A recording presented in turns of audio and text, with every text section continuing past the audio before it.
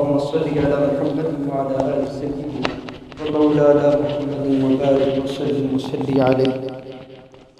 عن أبي هريرة رضي الله تعالى عنه قال قال رسول الله صلى الله عليه وسلم أعطيت أمتي 5 خصال في رمضان لم تؤتهن أمة قبلهم خلوف فم الصائم أطيب عند الله من ريح المسك إلى آخره أو كما قال رسول الله صلى الله عليه وسلم.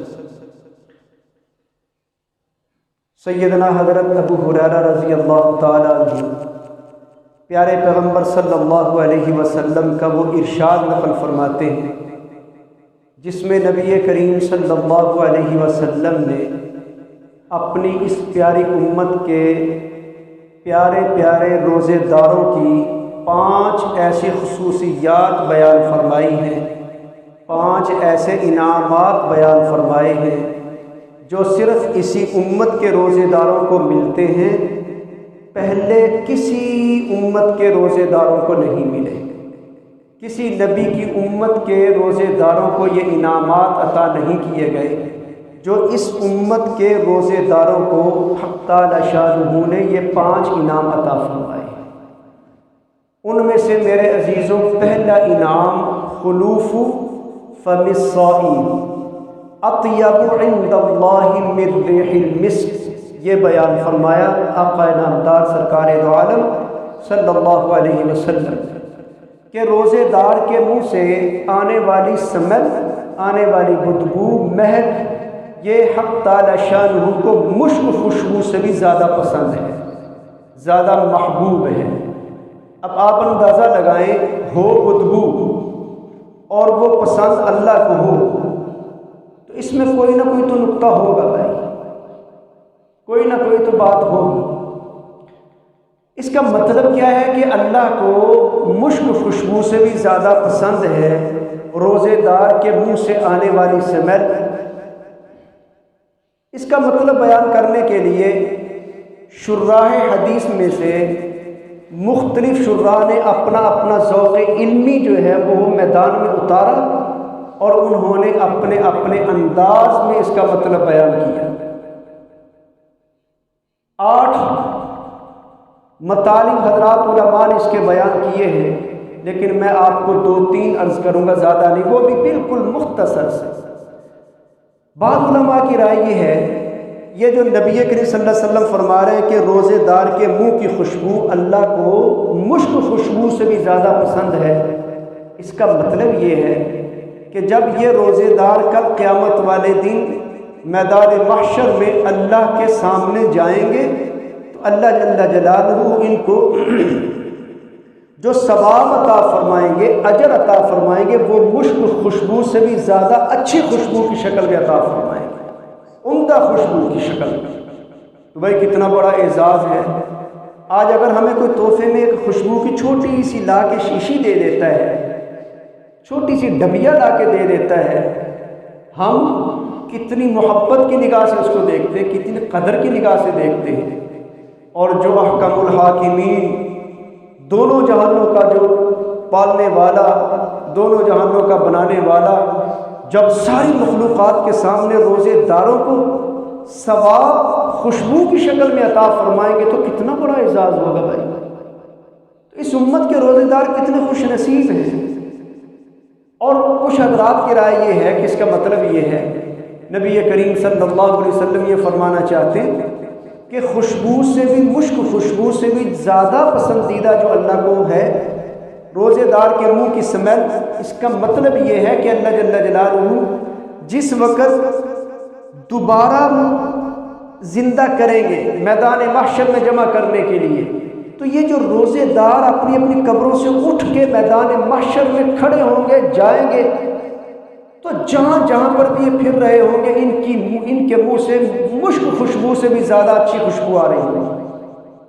یہ بھی بڑا اعزاز ہے.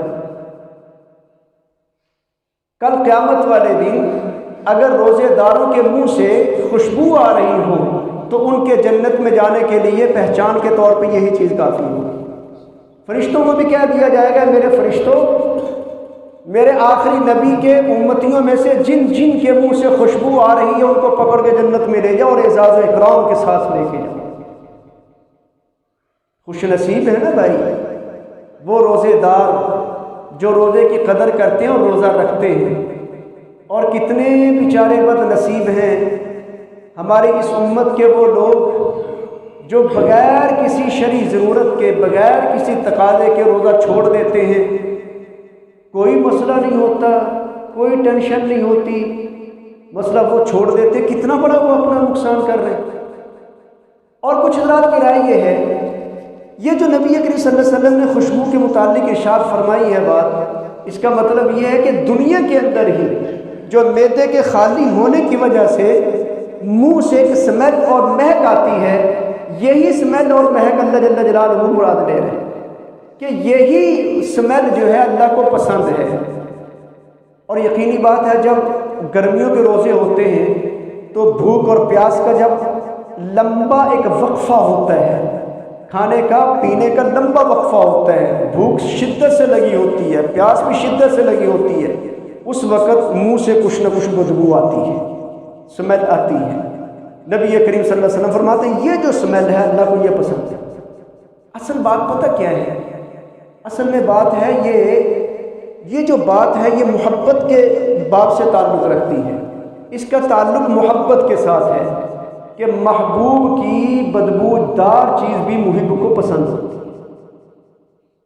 اگر محبوب کے اندر سے بدبو بھی آ رہی ہے، محب اس کی بھی قدر کرتا ہے، تو اللہ جل جلالہ کتنی قدر کر رہے ہیں اس امت کے روزے داروں کی کہ آپ کے منہ سے اگر معدے کے خالی ہونے کی وجہ سے بدبو آ رہی ہے، میں اس کو بھی پسند کرتا ہوں اور مشک خوشبو سے بھی زیادہ مجھے پسند ہے۔ لیکن دانتوں کے اندر جو ذرات پھنسے ہوتے ہیں کھانے کے، ان کے پھنسے ہوئے ہونے کی وجہ سے جو منہ کے اندر بدبو ہوتی ہے، یہ نہ اللہ کو پسند ہے، نہ اللہ کے فرشتوں کو پسند ہے، اور نہ ہی ہمارے معاشرے میں ہمارے دوست احباب کو پسند ہے۔ اس بدبو کو ختم کرنا ضروری ہے۔ ختم کرنے کے دو طریقے، ایک نبی کریم صلی اللہ علیہ وسلم نے پیاری مسواک والا طریقہ دیا، اور دوسرا آج کل ہمارے معاشرے میں ٹوتھ پیسٹ مختلف چلے ہوئے ہیں، تو وہ طریقہ ہے۔ یہ دونوں طریقے اپنانے چاہیے تاکہ منہ کی ذرات کے پھنسے ہوئے ہونے کی وجہ سے جو سمیل اور بدبو ہے یہ میں ختم کر لوں، اس بدبو سے فرشتوں کو بھی گھن نہ آئے اور میرے مجلس کے ساتھیوں کو بھی گھن نہ آئے۔ تو میں نے عرض کیا کہ اس کا تعلق کس کے ساتھ ہے بھلا؟ محبت کے باب کے ساتھ ہے۔ یقینی بات ہے جب محبت کے باب کے ساتھ ہو تو پھر اس کا بنیادی مقصد کیا ہوتا ہے؟ بنیادی مقصد ایسی بات ارشاد فرمانے کا ہوتا ہے کہ جو انسان روزہ رکھتا ہے، روزہ رکھ کے اس کو اللہ کا اتنا قرب حاصل ہوتا ہے کہ اب درمیان میں جو ایسی ویسی چیزیں ہوتی ہیں ساری ایک طرف ہو جاتی ہیں، اب وصال محبوب جو نصیب ہوتا ہے وہاں پہ ساری چھوٹی موٹی چیزوں کو خیر آباد کہہ کے آپس میں پیار و محبت کا تعلق گہرے سے گہرا بنایا جاتا ہے۔ اور یہ پیار و محبت کا تعلق اللہ کی طرف سے تو بہت زیادہ گہرا بنایا جاتا ہے، اتنا زیادہ گہرا کہ اللہ جب نماز کے ثواب کا نمبر آتا ہے فرشتوں کو کہتے ہیں میرے نمازی کو یہ اتنا ثواب دے دو۔ روزے زکوٰۃ کے ادا کرنے کا جب ثواب کا نمبر آتا ہے فرماتے اتنا ثواب دے دو۔ حج کا ثواب کا نمبر آتا ہے اتنا ثواب دے دو۔ لیکن جب روزے کا ثواب دینے کا نمبر آتا ہے اللہ فرشتوں میں ایک طرف کر کے فرماتے ہیں فرشتوں اب چھوڑ دو، اس کا حساب میرے پاس ہے، میں خود اپنی مرضی سے اس کو روزے دار کو ثواب عطا کروں گا۔ اب اللہ کیا ثواب عطا فرمائیں گے؟ ایک حدیث میں آتا ہے، حدیث کے الفاظ انا اجزی بھی، میں اس کو اپنی طرف سے بدلہ دوں گا، ثواب دوں گا۔ اور جب اللہ خود بغیر کسی واسطے کے دینے پہ آئے تو میرے عزیز دوستو کتنا بڑا ایک انعام عطا فرمائیں گے اللہ جل جلالہ۔ اور بعض علماء فرماتے ہیں اس کا یہ جو الفاظ ہیں آنا اجزا بھی کے ساتھ منقول ہے، آنا اجزا بھی، میں اپنی ذات ہی اس کو دے دیتا ہوں کہ لے میرے بندے میں تیرا تو میرا، میں تیرا تو میرا۔ جس کو اللہ مل جائے ساری کائنات اسی کی ہے بھائی۔ اس کو آپ ایک واقعے سے سمجھو، میرے ذہن میں ایک واقعہ آیا۔ ہارون رشید بادشاہ نے اپنی رعایا میں اعلان کروایا اپنے علاقے میں کہ بھائی بڑا سارا ایک میدان تیار کرو، اس میدان میں مختلف چیزیں رکھ دو، قیمتی چیزیں، اور لوگوں کے اندر اعلان کر دو کہ کل فلاں وقت آ کے اپنی اپنی پسند کی ایک ایک چیز لے جاؤ، اور ساتھ ہی یہ بھی کہہ دیا کہ اس کے درمیان میں میرے لیے بیٹھنے کا انتظام کیا جائے، میں درمیان میں بیٹھ کے وہاں پہ نظارہ کروں گا کہ میری رعایا کے لوگ جو ہیں وہ جب لے کے جائیں گے کتنے خوش ہو کے جائیں گے وہاں سے۔